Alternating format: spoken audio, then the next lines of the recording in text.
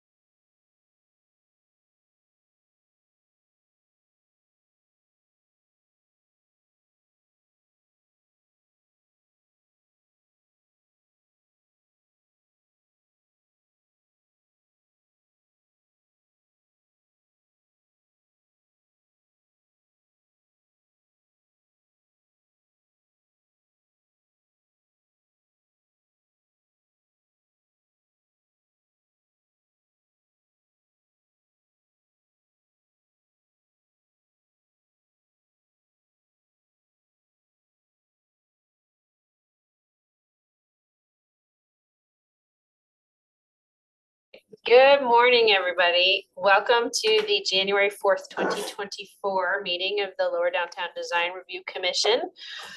We'll get started with introductions. John?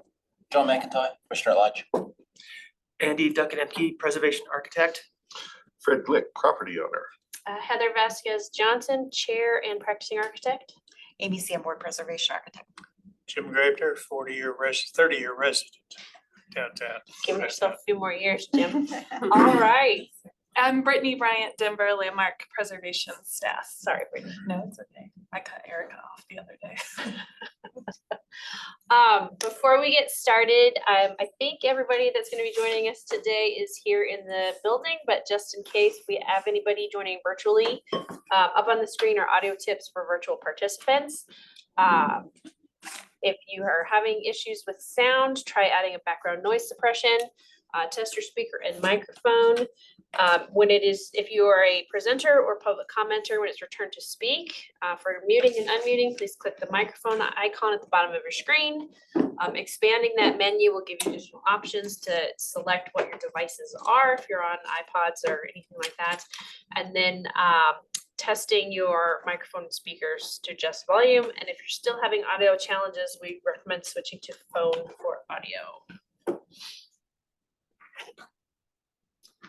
Okay, the first item on the agenda today is a review of the minutes from December 14th, 2023. Any commissioners have anything that they need to edit or change? I wasn't in attendance at that meeting. I think I'm listed on the minutes, so maybe I'm leaving that out. Yep. And apologies.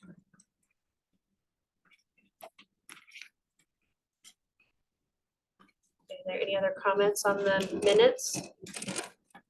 Okay, so we're just noting the correction that John McIntyre was not in attendance at that meeting. Other than that change, meetings can be accepted. If there is anybody joining us virtually, please forgive the sound above. There's some things happening that are out of our control, and we'll try to speak loudly.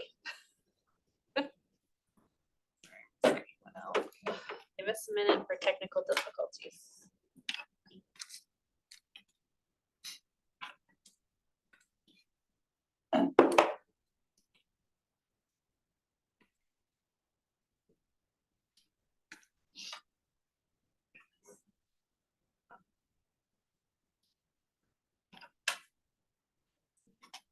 Do this.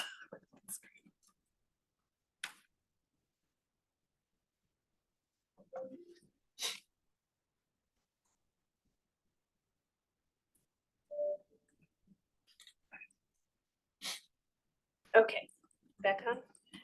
Okay, great. So we have one item on the consent agenda. Consent agenda process is listed on the screen. I will announce what the consent agenda is. If there are any items that need to be removed from consent agenda, commissioners will speak up, and then we'll take a motion and vote. So we have one item on consent agenda today. That is item number 2023-COA-651, 1755 Blake Street for signage, projecting sign, windows, and doors. Do any members of the commission wish to pull that off of the consent agenda? If not, would someone care to make a motion? I move to approve the consent agenda. Second? Second. Great, thank you, Fred. Thank you, Andy. All those in favor? Aye. Any abstentions? Any opposed? Everyone is unanimous. If you have joined us virtually and you are on the consent agenda, congratulations. You have been approved. And then the next item, we have no items on design review. So the next item today is a discussion item for the Cherry Creek and Spear Boulevard Vision Study. The process for that is listed on the screen. We'll just announce the discussion item. Staff will introduce it. We'll open up for 2 minutes of public comment. And then we will open our discussion amongst ourselves and with city staff. And as it is a discussion item, no actions or votes will be taken today. So turning it over, discussion item, Cherry Creek and Spear Boulevard Vision Study.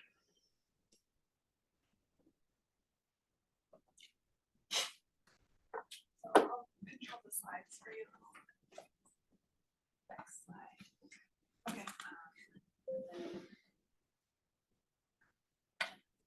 Virtually. And if you guys don't mind starting with names. Yep. Questions, everything. This is not sharing. Hold on 1 second.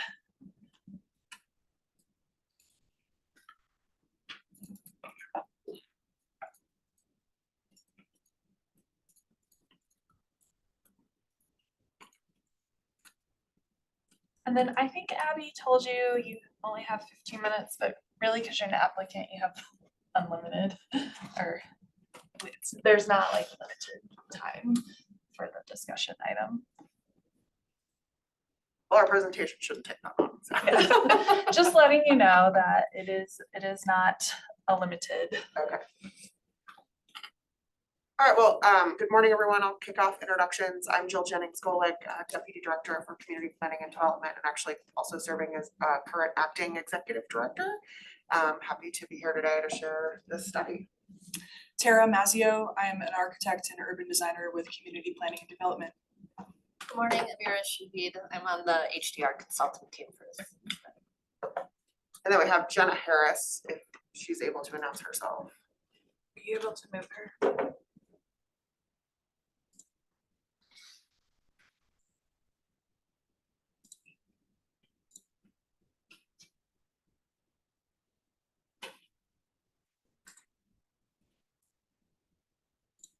Jenna, you should be able to unmute and turn your camera on whenever you're ready. Sorry, everyone. I had to rejoin, I guess, as a panelist, but my name's Jenna Harris. I'm the Downtown Parks Program Manager at Denver Parks and Recreation. All right, well, we'll dive in. If you can advance the slides, Brittany. So quick, we'll do a quick project overview, briefing on alternatives and preferred solution, and then talk a little bit about what's next. But I want to first start with sort of how this all came together. So this is really a multi-agency partnership to look at Spear Boulevard as well as Cherry Creek in the heart of our city, between CPD, Department of Transportation and Infrastructure, DOTI, as well as DPR, Denver Parks and Recreation. So really happy that Jenna could join us this morning. Our teams came together, I guess now in 2023, since it's now 2024, and procured a consultant team led by HDR to really continue some of the thinking that had been done. As some of you may know, we went and had a ULI advisory services panel in the summer of, gosh, was it 2022 now? As there had been a lot of conversations, CU had been reaching out to the city about the medians in the middle of Spear. And really we as a city needed to understand, what do we want to do with Spear Boulevard? It has really served, quite honestly, as a divider.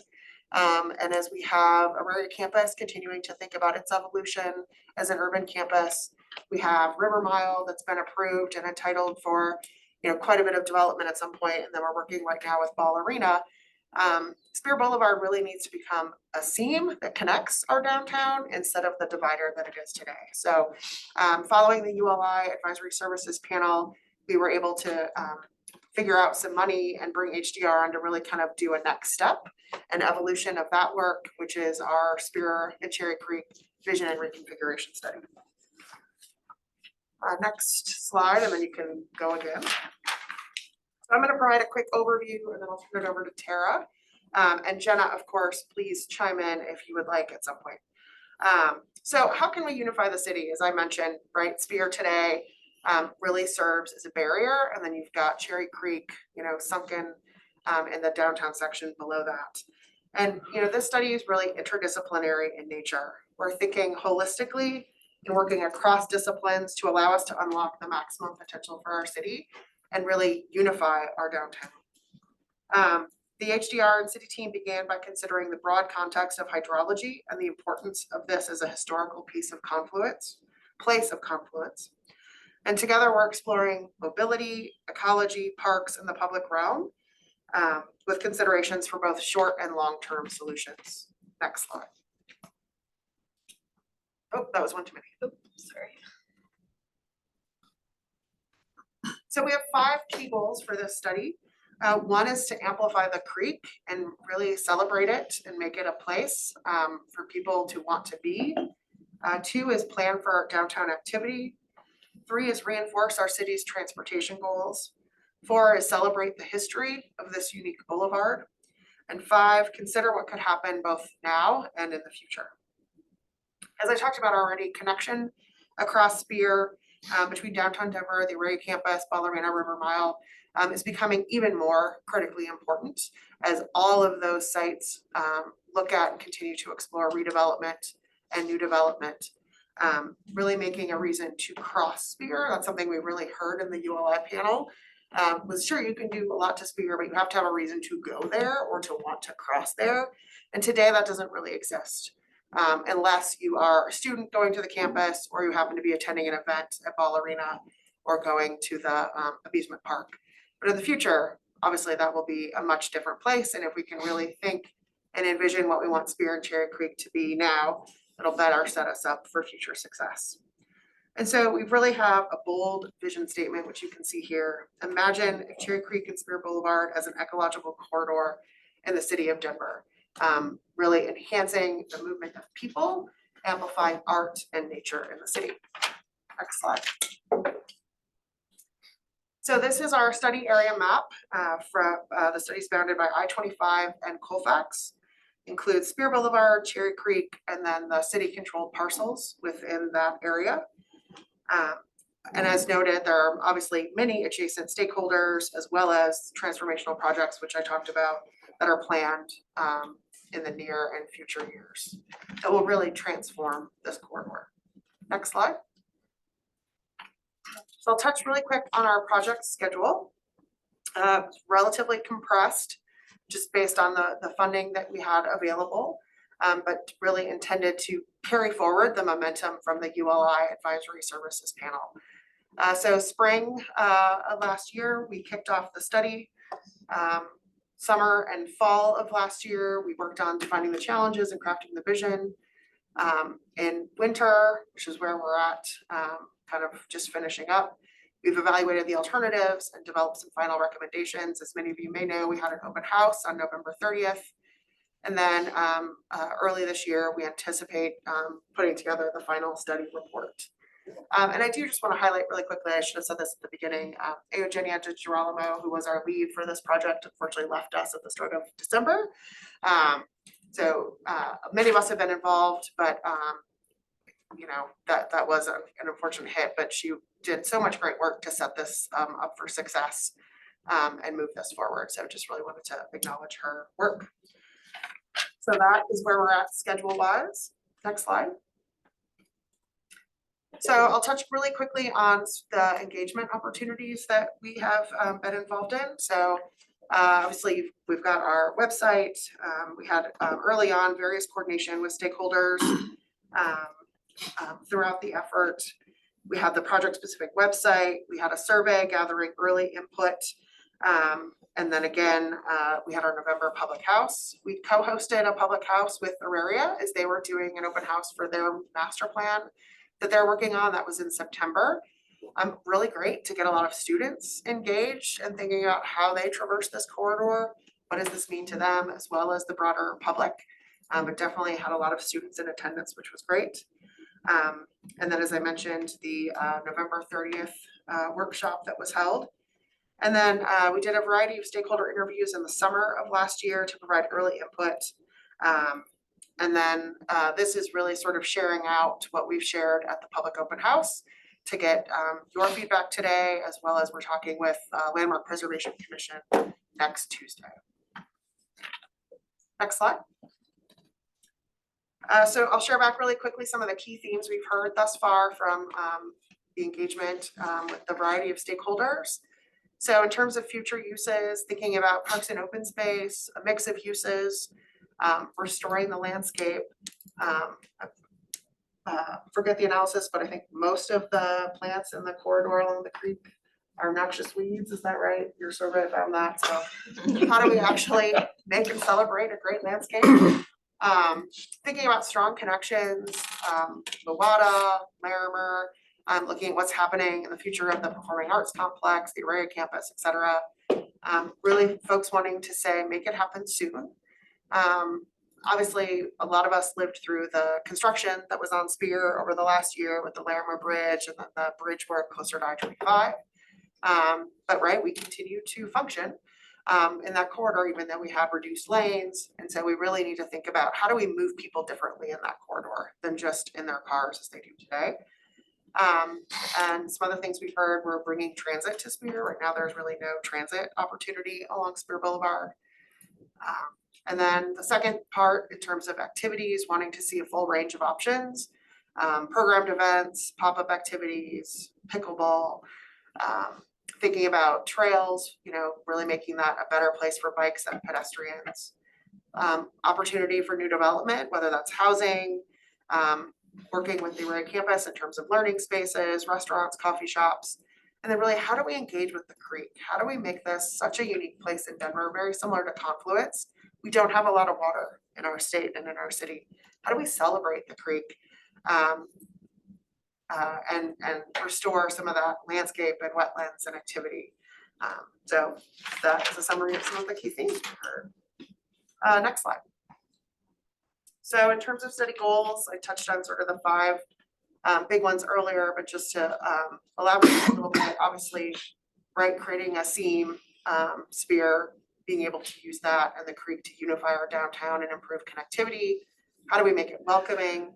Prioritizing health and safety along this corridor, celebrating water and improving our climate resiliency.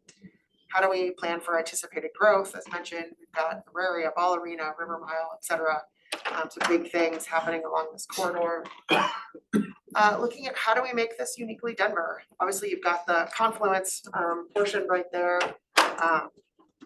which is such an amazing space. So many people want to be there. How do we, make more opportunities for things like that? Restoring the historic significance in this area, expanding our parks and open space, and improving access to downtown for many modes, not just vehicles, but building off the Cherry Creek Trail, which is such a great corridor for bikes. How do we make it better for pedestrians, transit, et cetera? All right. So really quick, wanted to touch on the significance of this corridor. As you all likely are aware, right? Spear Boulevard is a designated historic district. It was designated in 1988. Extends from First Avenue to Irving Street, with a period of significance of 1904 to 1957. I will note the downtown portion of Spear Boulevard was not included on the National Register listing since it was constructed after the period of significance. And then extending out sort of that on the right-hand side, obviously, is the lower downtown historic district, which obviously touches the northbound side of Spear Boulevard and this portion of the study. And my final slide, and I'll turn it over to Tara, just wanted to touch on quickly as you hear about the alternatives next, how we think that advances some of the design guidelines from the Spear Boulevard Historic District. So we're still looking at maintaining that linear boulevard and having that really be clear and prominent, that the physical character should emphasize and regenerate the boulevard as a place for people, really focusing on people, not just cars. I think today it is a place for cars, and I think we just need to be honest about that. That we should focus and reinforce the waterway, which we're really looking to do, is creating a unique place in downtown. Reinforcing the image of the parkway as part of our historic park and parkway system, maintaining views and a uniform pattern, both within the site in relation to the design of the park and parkway system. So those are some key goals I think that we have really thought about and advanced through this alternatives development. And so with that, I will turn it over to you, Tara. Thanks, Jill. So after this information gathering and stakeholder engagement, the team developed multiple alternatives that took a look at the creek, mobility, and land use. Next. As Jill touched on, a survey of the ecology of this corridor indicated that most of the plant material here is comprised of noxious weeds. The ecologic health is poor, along with the hydrologic health. This study does address both of those, the ecologic health and the hydrologic health of this corridor, although we're not focusing on that work today. Next. Regarding mobility, the team was charged with focusing on moving people rather than cars and on planning for future anticipated volumes. This included building upon mode shift recommendations outlined in Denver Moves. Specifically on Spear Boulevard, 2 alignment alternatives rose to the top. The southern Spear alignment consolidates Spear along the creek's southern edge and was preferred based on its ability to create an urban edge along the Auraria campus. Its kind of clear and straightforward alignment and its ability to unlock opportunities for new park space, open space, and vertical development. The current plan is for the realignment of Spear to occur within the existing right-of-way. We are not proposing to expand or modify the right-of-way in this corridor.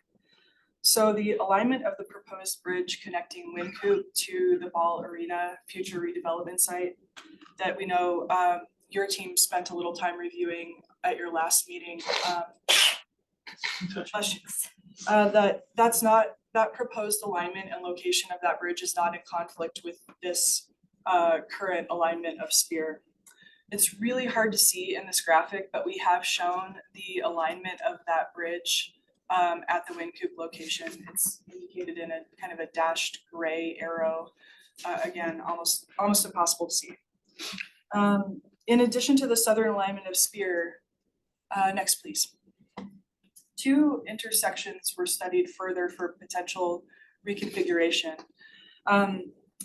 These were studied with the hope that they could unlock future development potential and also streamline and kind of create a more straightforward traffic pattern. Although more study is needed to confirm the potential strength of these reconfigurations, we think there's a lot of promise here. Next. So what could these new public places look and feel like? We're thinking about them as 4 distinct character zones. Confluence Extension near I-25 functions as a gateway to downtown and will connect to the future River Mile District. Wawata Overlook gives us the opportunity to connect Ball Arena to lower downtown more graciously.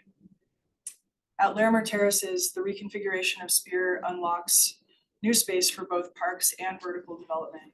And the Champa Art Park is a large new park connecting the Denver Performing Arts Complex to the creek and to the Auraria campus beyond. Next. At the Confluence Extension, we could potentially connect Commons Park to Centennial Park under Spear and along the Platte River. Next. This image begins to depict a healthier creek corridor and ecosystem that can still address the floodwater requirements, but it includes more adaptive and native plants that cleanse stormwater and create an engaging space for people to connect with the creek. With the reconfiguration of Spear, perhaps remnant walls, like those shown here, could tell the story of a channelized Cherry Creek history, while new vertical development could create new value and housing solutions. And finally, as mentioned before, the Champa Art Park could open up a substantial new downtown park that could include event activation, outdoor performance venues, and connection to an ecologically healthy creek corridor for the Auraria campus and for downtown residents alike.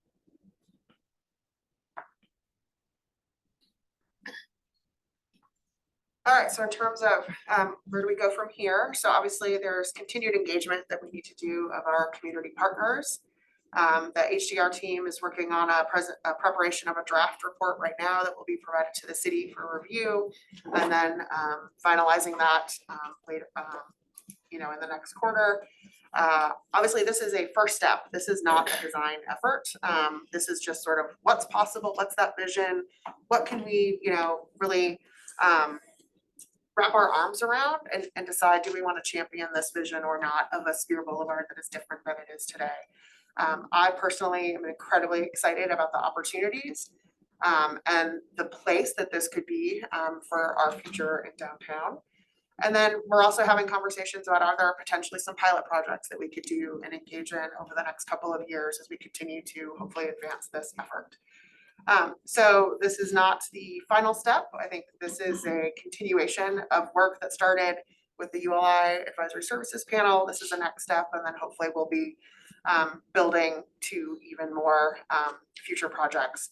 I think one thing to also note, obviously we know David Triba and his office have been thinking about Spear as well.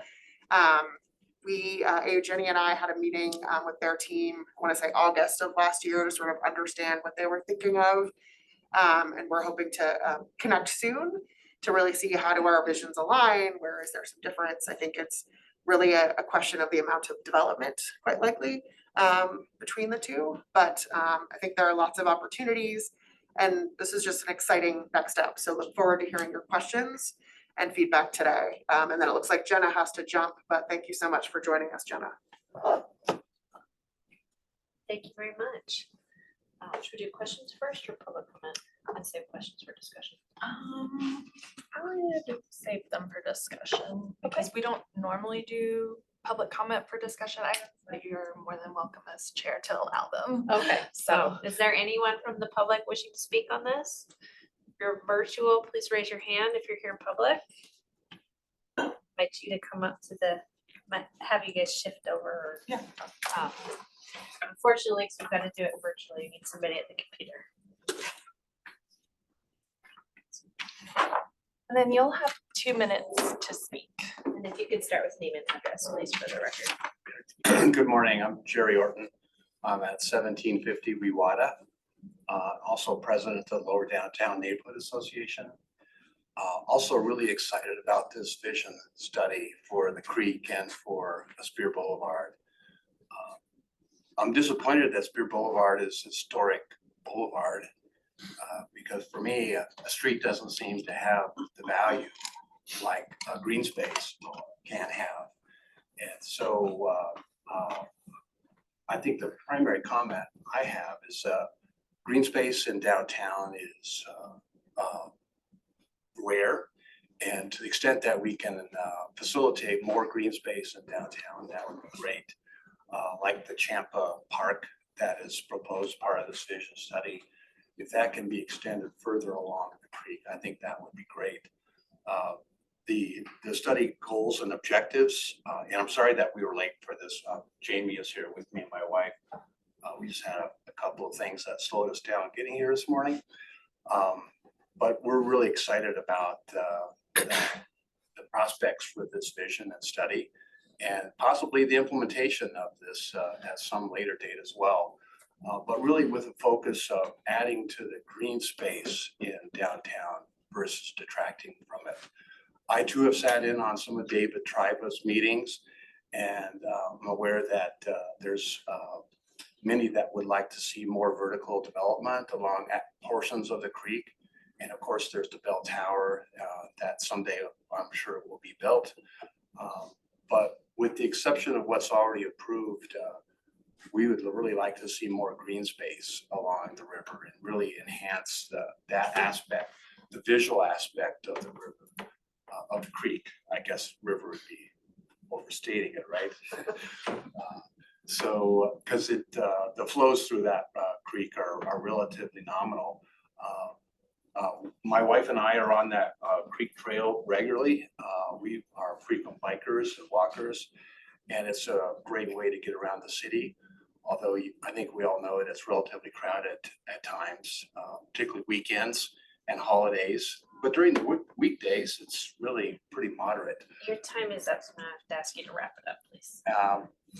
And so we're really happy that the vision study is in process and look forward to the outcomes that will serve Denver residents.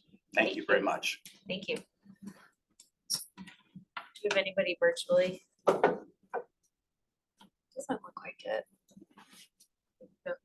Okay. Great, thank you.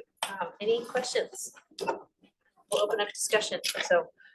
So that you all referenced the historic vistas, is there a map and just any other kind of visual exhibits showing those historic vistas? You don't have to follow. I don't know if that's in the design guidelines or not. I don't know if Abby, I think Abby's on. I don't know if she's in a spot where she could answer that question or not. Yeah, Taylor, could you move Abby over just in case she wants to answer? But what I would say from my experience is, no, those would not be in the design guidelines. In terms of vistas and views, that's just not something that's typically identified.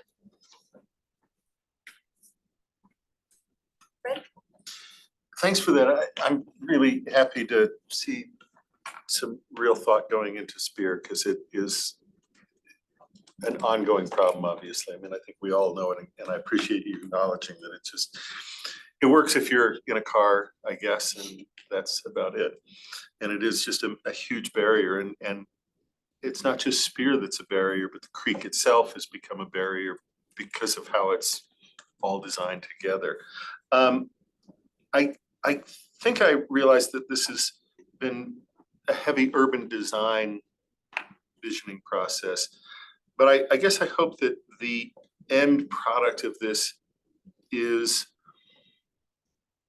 a planning document in the sense that it sets out some basic principles and guidelines, both for the Spear development, but also maybe what's going on around it in a way to help give some guidance to that. So that essentially, even though it's very rough at this stage, or very, not rough, but very 5,000 feet, that it maybe gives some basic guidelines and principles that we can all look to. One of the things that I'd like to throw out there, and happy to get your response to this, is a question. It seems that to me that one of the things that's going to make a difference long-term on this is setting up the jurisdictional processes for success.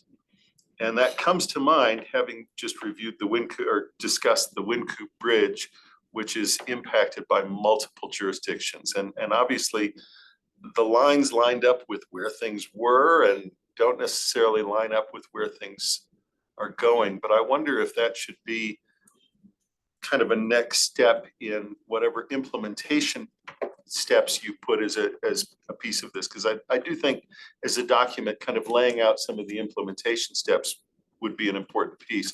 But an examination of the design review and landmark review jurisdictions that this is subject to, with perhaps the proposal and suggestion that you look at amending those. I mean, I know we all think it's all sacred, but why not? Because I think that'll help set you up for success better in the next stages. One thing that I think would be great to see as part of this study, or at least as part of the final report, is a little bit of the context beyond the study area. I just think that that's really important to help inform a reader.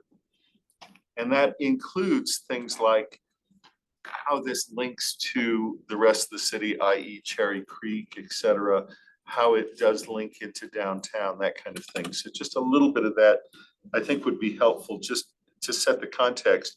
And one of the reasons that comes to mind is that I think that within the study area, there's a critical link currently for cyclists going from Lodo to the rest of downtown, that I know is a transportation issue that everybody has struggled with. How do we get bikes from, say, Union Station to here?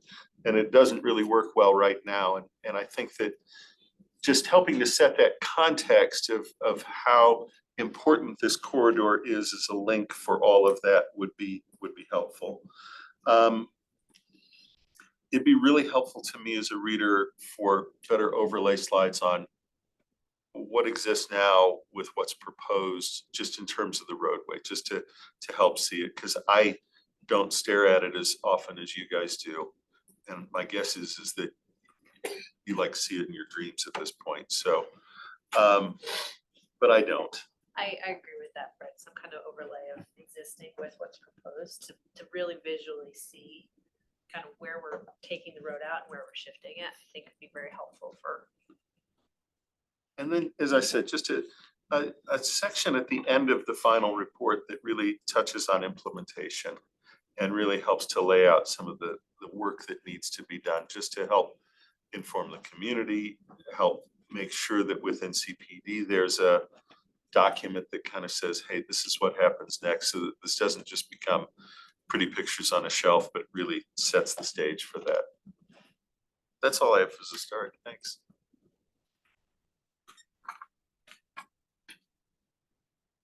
Yes. I'm excited to see the study, so thanks for sharing it. I agree, and I think maybe an add to that too, just in terms of like clarity and understanding, the street sections would be really useful to understand alongside those plan diagrams of existing and proposed, just to understand what's being proposed in terms of lane widths and central widths and tree configuration. I think those street sections, so I'm sure there would just be a really great way to help understand the shift from existing condition to proposed. And, you know, we've been doing a lot of thinking about this for a while as well, as you know, and we've had some great conversations about it. I think it's also worth just acknowledging that by making this connective rather than divisive, you're also enabling a connection of the downtown to a really big network of open space associated with the Auraria campus, which may not be city owned in the same way as other space, but it exists in a really beautiful campus environment. There's a significant amount of open space that would become available with better pedestrian connections from the downtown as people can explore and move across the Auraria campus. And then you know, the alignment feels right. You know, that sort of recommended southern side one, probably to us as well. Interested to, I think that the focus on ecology and landscape and the kind of continuation of the City Beautiful, you know, the completion of that project, which I think this part of Spear in particular has kind of failed in completing that to what its original vision was historically. And I think the ability to sort of complete that project in a really contemporary ecological way is super compelling, and I think a really, you know, interesting part of what this process is all about. But I do think that the right balance of buildings and open space is going to be super critical. Both ensure that we get the quality of open space we want through achieving the funds that we need to do that, and the funds to manage it properly and maintain it properly, and also to make sure that we actually have development that's actually designed to address park and not just kind of incidental because it was there. So I think that right balance of providing generous open space, connecting to more open space, but also ensuring that there's development that can support the edges and activate the edges and make all those conditions really positive and provide dollars to help us kind of fund it and maintain it is going to be really critical. So some comments. Great to see, super excited. It's awesome that it's got to this next step. John, I really love that comment about thinking about, you know, because this end of Spear really doesn't have those same City Beautiful things of as you drive through Cherry Creek and you drive through Country Club and all of those, you know, really broad landscape medians, large trees and things like that. And then once you get up to this part of Spear, it's, you know, very of its time. But I really like the thought of thinking about embracing that City Beautiful movement in a modern, contemporary way and to extend that, still keeping it of its time, but embracing that piece of it. Yeah.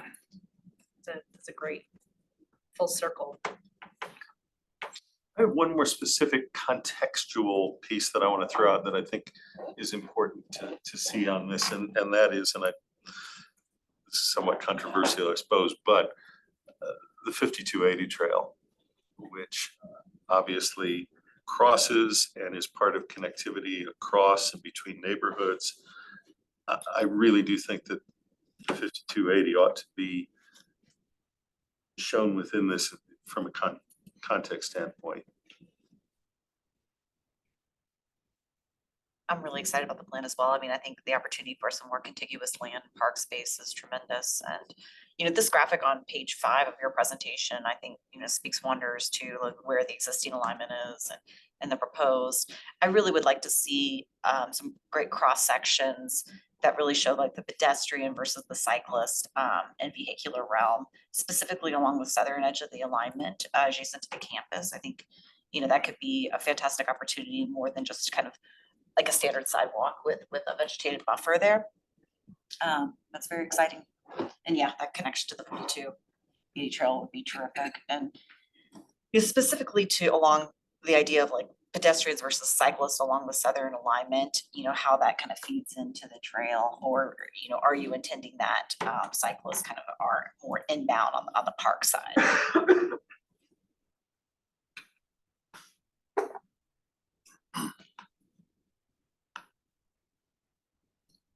I think I'm gonna muddy the water a little bit.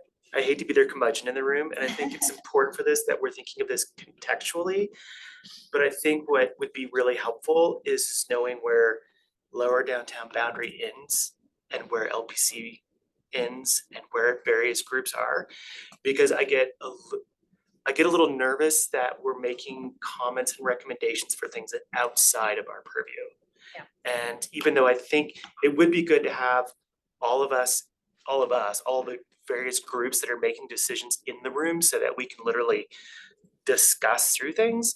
I think we also need to be important as this body to understand Exactly what. exactly where our bodies, like, I think because Spirit Boulevard does go through various districts, it's important that we think of contextually, but I think also for this group, and I know I did on LBC, it's like, we have to think about where our boundaries start and stop. And even though we may want to see something that might be reserved for a bigger conversation or attendance at other meetings, but I think we have to be careful about recommendations that we make, even though this is just discussion, I think this is a good time to have it, that when it comes down to it, it's like, we have to know where our purview starts and stops. Didn't want to be the curmudgeon, but I feel like we're starting to dance, talking about connectivity, which is great, but things that are way down on the south side of this project, it's like really start to get outside of our purview. So, well, speaking about, just Spear Boulevard as a historic district, that cross section, right, of, sidewalk, but tree buffer, boulevard, right? I guess, is that, part of your intent is kind of preserving, that fabric? It looks like that's kind of the intent when you look at your proposed drawings versus, like say slide 12, right? Can you talk a little bit about that? Like what conversations have been had and what your intent is? So, want to make sure I understand the question. So, sort of understanding the fabric of Spear between the two sections, or? Yes, I guess like the existing and the historic cross section, right, which, obviously has evolved, over time, but Right, it's certainly slide expanded. 12, really shows, right, like that historic kind of boulevard, and I see, it's just kind of like a standard 4-foot sidewalk, a vegetated buffer there, and then the wider boulevard. And then when you kind of cruise up to your proposed design too, there's not really, I think, a good cross section of the street in the presentation. No. But it does appear that, like some of that rhythm is like preserved, especially along that southern alignment, there. Yeah. I can speak to that. So, having it read in a kind of contemporary expression of, like, we keep asking ourselves, what is modern boulevard and how can that be applied? So the ideas from the historic one that we're bringing over are having continuous sightlines, the symmetry, the way it's pieces of that right of way are clearly organized, of people in the modern version, bikes, tree lawn, cars, and having that be very strong, legible boulevard going through. But, today versus the historic images, we're designing for more modes, traveling at different speeds. So thinking about how do we separate and integrate safety into design as well. I'm gonna be the naysayer on street cross sections and such. And I've expressed this before, I think we have a bad habit in Denver of sometimes making our plans dictate design or specifics that maybe we're not really ready to get into. And while it might be helpful to have some very conceptual cross sections, I think you guys have been very clear, this is not a design effort at this stage. And so I think sticking to a high level of principles makes a lot more sense. If we start getting into conversations about whether it's a 10-foot tree lawn or a 4-foot buffer, I just don't know that gives us much. And I worry that you guys, if we include all that stuff, we produce a document that kind of, in the future, somebody says, well, hey, they said that this was gonna be like this. So that's what we're doing. It's true, and I think those should be, in my mind, they're illustrative, and that's why it's important, rather than, what we don't wanna be doing is obviously discussing 4-inch increments or 6-inch increments or 2-inch increments. But I do think that the diagrammatic nature of those would be helpful. Very conceptual, I think is I guess my point. And I think to your point about whose jurisdiction, I mean, that I think really gets to my point of a suggestion within this that one of the future implementation stages should be an examination of the jurisdictions that this sits within, how those are currently aligned, and what would be the best way to do that going forward.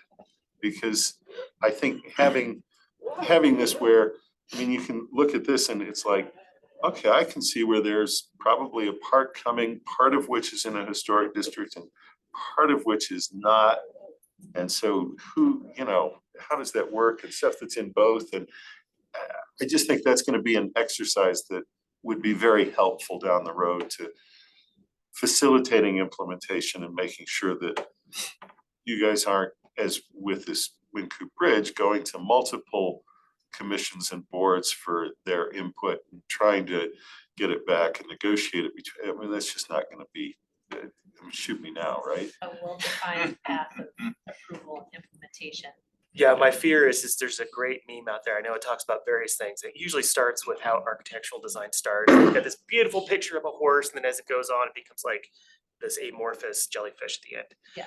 But having something in the implementation that says, these are some of the avenues we're gonna go, so that, for instance, you don't get an approval for this beautiful bridge that is red from this group, and you get this other thing from this other group that's polka dot. That needs to be able to allow some sort of, what's the term I'm looking for, some sort of ability for the groups to be able to work together to make sure it's, again, holistic, everything works together. I still say that if someone's commenting on something 2 miles away, you just slap their hand. Jim? Just a couple of comments, and the thing that, when I reviewed this plan, it really stuck in my mind, was that, and I think it was Daniel Burnham that made the comment about make no little plans, or that they have not the imagination or the ability to stir men's imagination. And that's what I think, going to Fred's point, you have to really spend some time here down at the neighborhood level. For instance, how many of you are aware that the reason that there's such a good historic district in downtown Denver was because that was where the interstates were supposed to meet? And that created a lack of saleable buildings inside a district, which largely are preserved today because of that accident. That in turn created what Jerry mentioned, the downtown historic district, which is a valuable piece of our heritage. And it seems to me that there are lots of those little examples up and down the creek. This is, as Fred mentioned, a huge example of something which you really can't afford to make little plans. You have to make big plans, and probably at a level that is going to tax all of us from the standpoint of imagination in thinking of how best to use this wonderful activity. I assume you've all been to San Antonio, and I assume we've all familiar with what they've done with the Riverwalk. And we probably all have familiarity with what other cities have done, and therefore understand the difference between a comprehensive plan and pieces of plan that come together in sometimes very weird ways. I agree on the certainly on the 5280 loop, which needs to be incorporated in here, and could be the driver for a lot of things that you've otherwise planned. And those are just my comments as someone that's lived in the neighborhood for 30 years and watched a lot of things happen organically, arising from neighborhood efforts. It's amazing how some of these things just happen. That's it.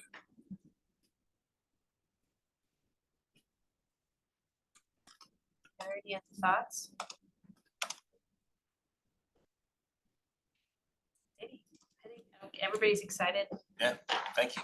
Thank you. And thanks for the efforts and work. Including us in the conversation. I'm excited to see things progress. Thank you so much. Appreciate the time this morning. Thank you. There is nothing else on our agenda today. I'm going to adjourn the meeting at 9:24 a.m. Thank you, everybody. Beat the Spears out of downtown.